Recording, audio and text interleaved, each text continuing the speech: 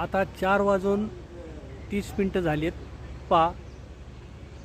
अंधार पडल्यासारखा झालेला आहे आणि आभाळ फुल आलेलं आहे. गरमाटसुद्धा खूप आहे, गरमू राहिलेलं आहे. आणि अशा पद्धतीनं वातावरण थोडं आहे. कसं अशा पद्धतीनं हे आलं पहा.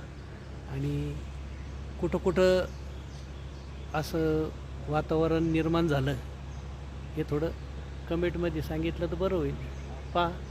हवे पक्षीसुद्धा गरमाटीमुळं खूप आकाशात फिरू राहिलीत.